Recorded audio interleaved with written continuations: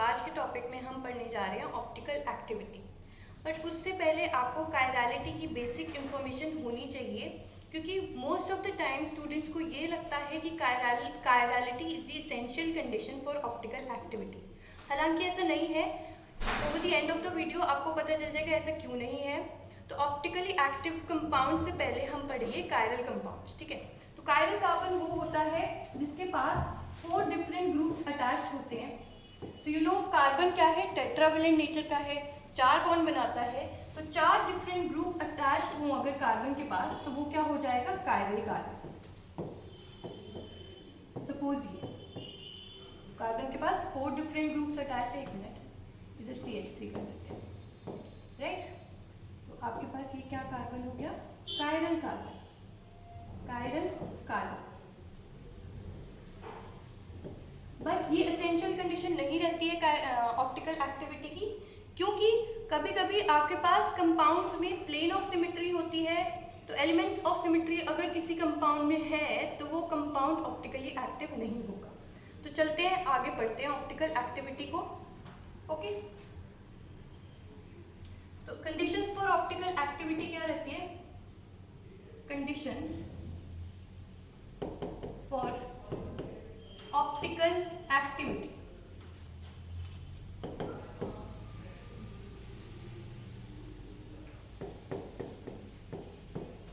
तो सबसे पहले there should be absence of elements of symmetry. This is the essential condition, absence of elements of symmetry.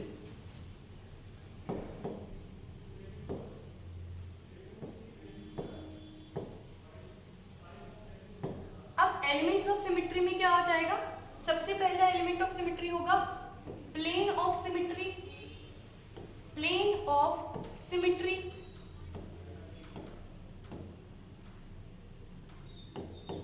For example, अगर मैं आपके पास Fisher projection में एक पर्टिकुलर कंपाउंड ड्रॉ कर दूं यहां पर,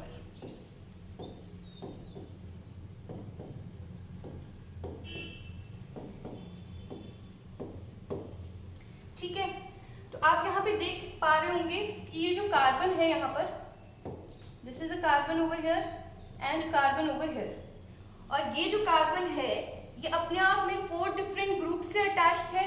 पहला ग्रुप ये है, दूसरा ग्रुप ये है, तीसरा ये, और ये बचा का बचा ये पूरा चौथा ग्रुप है। तो 4 डिफरेंट ग्रुप्स अटैच्ड हैं इस पर्टिकुलर कार्बन सेंटर से। तो कायरल सेंटर ये होगा, this is a chiral carbon, right. अब इसको थोड़ा मैं मिटा देती हूँ। अब इस वाले कार्बन पे चलते हैं, इस वाले कार्बन, यहाँ पे भी ऐसा ही है, यहाँ पे ये CH3 है, OH है, H है, और ये पूरा का पूरा ग्रुप अटैच्ड है इस पर्टिकुलर कार्बन से। तो यहाँ पे एक और कायरल कार्बन है। बट अगर आप इसको बीच में से काट दो, इस कंपाउंड को बीच में से कट कर दो, तो क्या ये प्लेन ऑफ सिमेट्री शो कर रहा है, ये OH इस OH से रिफ्लेक्ट करेगा, ये H इस H से रिफ्लेक्ट करेगा, और ये CH3 इस CH3 से रिफ्लेक्ट करेगा, क्योंकि हमने प्लेन डाला है ना, एक मिरर डाल दिया, इससे कट कर दिया। तो OH से रिफ्लेक्ट करेगा, H से रिफ्लेक्ट करेगा, और CH3 से रिफ्लेक्ट करेगा। तो ये कंपाउंड कैसा हो जाएगा, ऑप्टिकली इनएक्टिव, ऑप्टिकली इनएक्टिव। ये कंपाउंड हो गया ऑप्टिकली इनएक्टिव, राइट। आगे चलते हैं। आगे हमारे पास नेक्स्ट एलिमेंट ऑफ सिमेट्री होगा आपका centre of symmetry, centre of symmetry. तो अगर मैं सेंटर ऑफ सिमेट्री की बात करूं, तो सेंटर ऑफ इन्वर्जन आपको याद रखना है इसमें। सेंटर ऑफ सिमेट्री या सेंटर ऑफ इन्वर्जन, मैं एक सेंटर पॉइंट लेती हूँ, ठीक है, और मैंने यहां से ऐसे लाइंस खींच ली, ठीक है। एक काम करते हैं, हम इन लाइंस को डिफरेंट कलर से बना देते हैं। एक को मैं व्हाइट से बनाती हूँ, दूसरे को मैं फ्लोरोसेंट से बना लेती हूँ, एंड थर्ड वाले को मैं पिंक से बना लेती हूँ। ओके, थोड़ा सा टेढ़ा हो गया, वेट।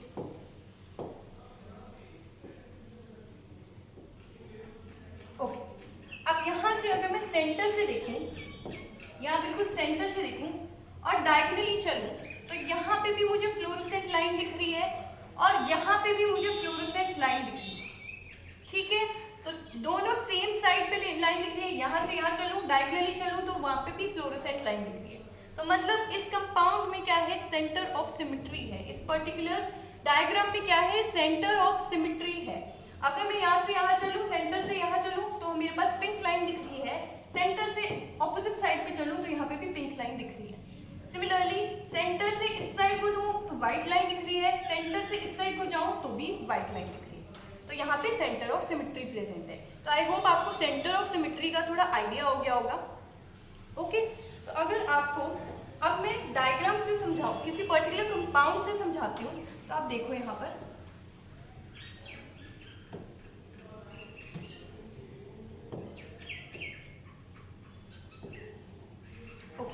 तो यहाँ पे हमारे पास ऐसे होंगे, यहाँ हाइड्रोजन है, ये COOH ग्रुप, ठीक है।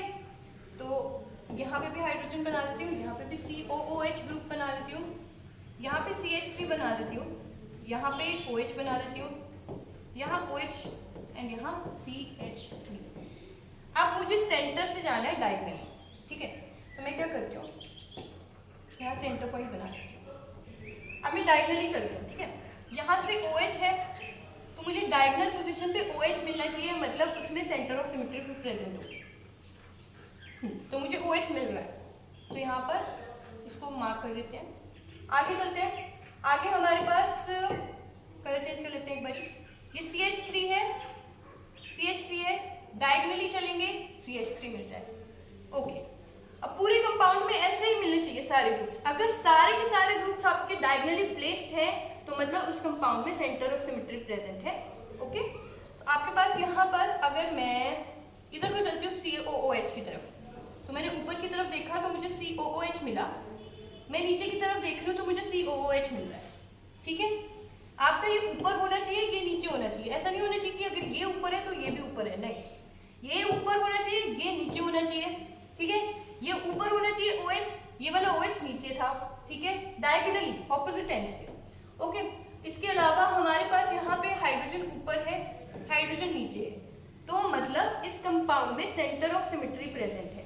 तो अगर मैंने क्या लिखा था, there should be absence of elements of symmetry, तो पहला एलिमेंट हमने प्लेन ऑफ सिमेट्री पढ़ा, सेकंड एलिमेंट हमने पढ़ा सेंटर ऑफ सिमेट्री, और हमने देखा इस पर्टिकुलर कंपाउंड में सेंटर ऑफ सिमेट्री प्रेजेंट है, तो ये कंपाउंड भी कैसा हो जाएगा, optically inactive, optically inactive.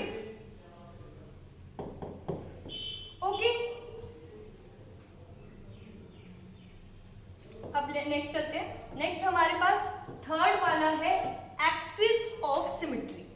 Axis of symmetry, axis of symmetry, और हम कौन सी एक्सिस ऑफ सिमेट्री देखते हैं, C2 एक्सिस ऑफ सिमेट्री, ठीक है। C2 एक्सिस ऑफ सिमेट्री देखते हैं। C2 एक्सिस ऑफ सिमेट्री मतलब किसी भी कंपाउंड को 180 डिग्री रोटेट करके देखेंगे। C2 एक्सिस से किसी भी कंपाउंड को 180 डिग्री रोटेट करके देखेंगे। For example, I have a model over here, और मैं इस कंपाउंड में आपको C2 एक्सिस दिखाती हूँ, ठीक है। तो सपोज मैंने इसको 180 डिग्री रोटेट करना है, 180 डिग्री रोटेट करना है, तो ये वाला फ्रंट वाला है ना, ये वाला फ्रंट वाला हाइड्रोजन है, दिस इज मीथेन, बीच में कार्बन है, बाकी साइड में आपके पास सराउंडिंग में हाइड्रोजन है। तो मैं क्या करती हूँ, मैं इसको ऐसे कर देती हूँ, पहले मैं इसको ऐसे घुमाती हूँ, तो ये 90 हो गया। देखो मैंने क्या किया, मैंने ये पकड़ा, मैंने इसको ऐसे घुमाया, तो क्या हुआ, ये जो आगे था ये प्लेन पे आ गया, ये 90 पे हो गया। अब मैं इसको और आगे फर्दर पकड़ के ऐसे घुमा देती हूँ, तो अब ये क्या हो गया, 180 पे आ गया। तो मतलब जो फ्रंट में था वो बैक में आ गया, और जो बैक में था वो फ्रंट पे है, और जो प्लेन में है वो आपस में एक्सचेंज हो गया। दोबारा दिखाऊं, आपके पास मीथेन कैसा होता है, एक बार ये देखो, आपके पास CH4 ऐसा होता है। अगर मैं वेज रिप्रेजेंटेशन से मार्क करूं तो CH4 ऐसे होगा, ऐसे ऐसे ऐसे एंड ऐसे, ठीक है, यही CH4 है। अब मैंने इसमें C2 रोटेशन लगाई है, मतलब 180 डिग्री इसको रोटेट किया है।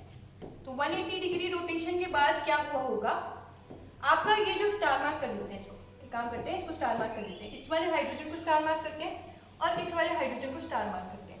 इसको मैंने पूरा घुमा दिया, पूरा घुमाया तो ये वाला जो हाइड्रोजन अबव था ये बिलो पे चला गया, और ये जो बिलो वाला हाइड्रोजन था तो इसको स्टार मार्क कर देते हैं, ये अबव था ये बिलो पे चला गया। C2 एक्सेस किया ऐसे, ये जो अबव पे था ये बिलो पे चला गया, और जो बिलो पे है वो अबव पे आ गया।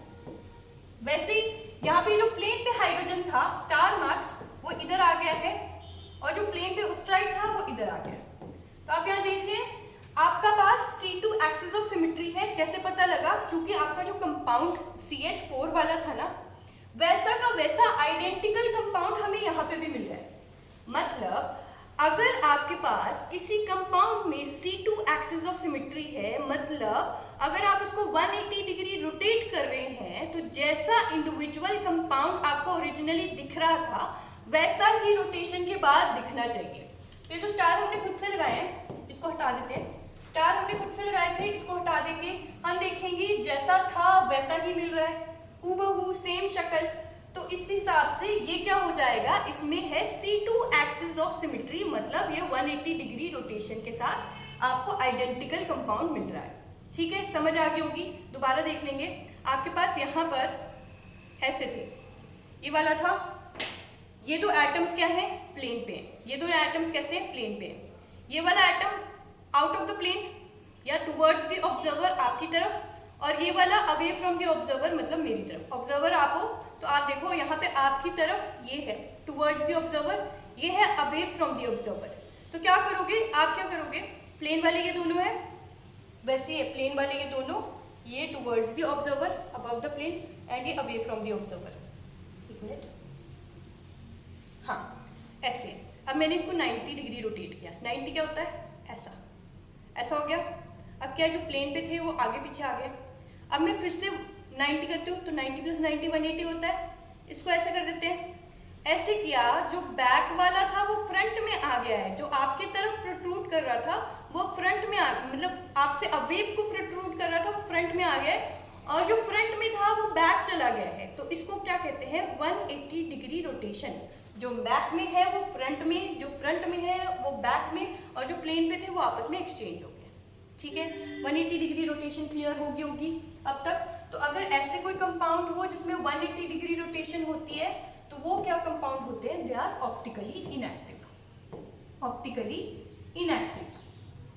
तो अब ये 3 कंडीशन पता है तो ऑप्टिकली एक्टिव कंपाउंड्स को आराम से पहचान पाएंगे, दे आर ऑप्टिकली इनएक्टिव। तो एक क्वेश्चन कर लेते हैं। सपोज आपके पास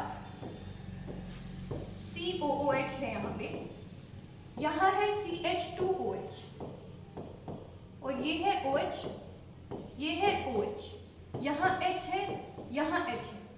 तो क्या ये कंपाउंड ऑप्टिकली एक्टिव है, देख लेते हैं।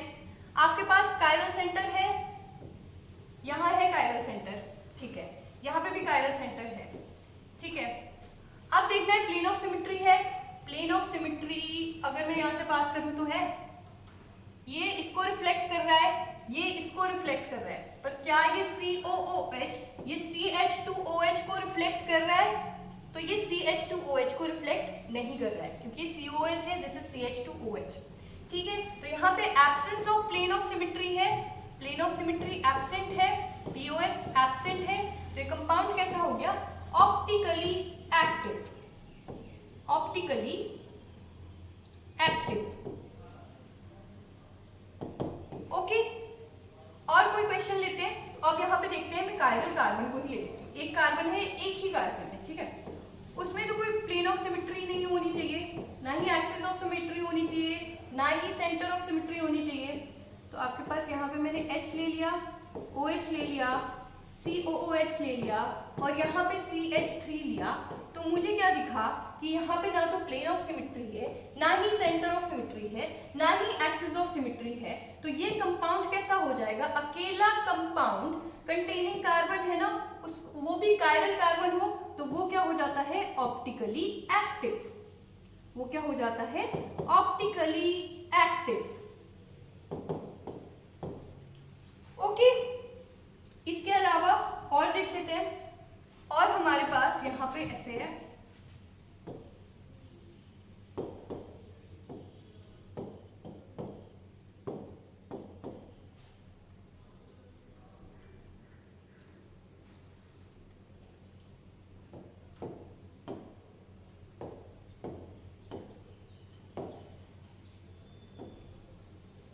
ओके, तो यहाँ पे मैं COOH रख लेती हूँ और यहाँ H रख लेती हूँ।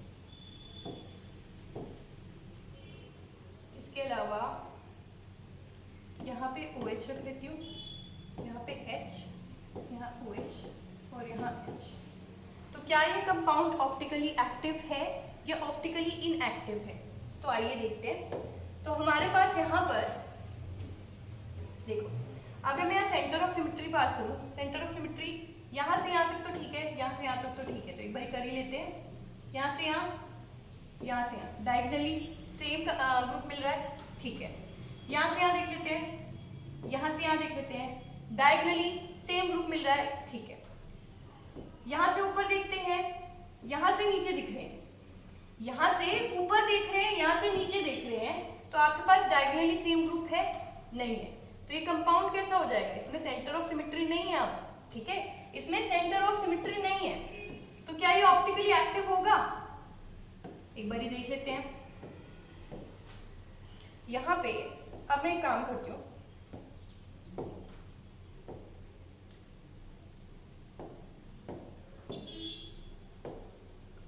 यहां से ना एक प्लेन डाल देते हैं। यहां से मैंने एक प्लेन डाला तो मुझे क्या दिखा? मैंने ये प्लेन काट दिया यहाँ से। क्या कर रहा है? इसको और इसको कट करते हुए जा रहा है और इन दोनों को रिफ्लेक्ट, इस कार्बन और इस कार्बन को रिफ्लेक्ट करते हुए जा रहा है। इसको और इस वाले कार्बन को कट करते हुए जा रहा है। सपोज आपके पास, मैं कैसे समझाऊं, ये देख लो, यहाँ पर आपके पास सपोज ये है, ऐसे 4 मेंबर रिंग है, इसको मैंने बीच से कट किया, बीच से कट किया, तो ये वाले आइटम्स कट हो गए, कोई दिक्कत नहीं है, कट होने दो। बट यहाँ पे क्या दिख रहा है आपको? ये वाला COOH इस वाले COOH के साथ रिफ्लेक्ट कर रहा है, रिफ्लेक्ट कर रहा है, और ये वाला H इस वाले H के साथ रिफ्लेक्ट कर रहा है। तो यहाँ पे प्लेन ऑफ सिमेट्री प्रेजेंट है, तो ये कंपाउंड कैसा हो जाएगा? ऑप्टिकली इनएक्टिव, ऑप्टिकली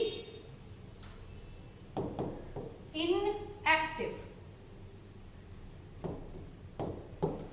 ओके, और क्वेश्चंस करें। इसके बाद हमारे पास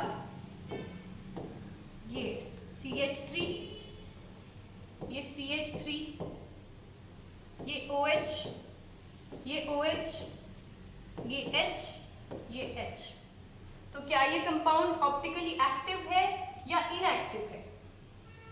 तो आप हमेशा याद रखेंगे, अगर हम कन्वर्जन्स करते हैं तो ये वाला जो आपके पास फिशर प्रोजेक्शन में दे रखा है, ये होता कैसा है एक्चुअल में?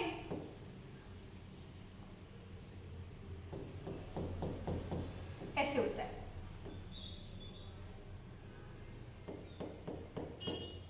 CH3, CH3, यहाँ H, H, OH, OH, ठीक है।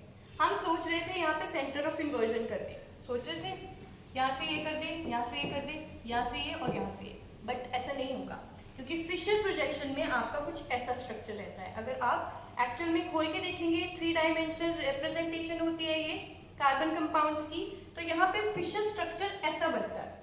जब ऐसा बना के देखोगे तो आप देखोगे कि यहाँ पे मिथाइल क्या होना चाहिए था? एक अबव होना चाहिए था और एक बिलो होना चाहिए था, बट यहाँ पे दोनों मिथाइल कैसे हैं? बिलो है।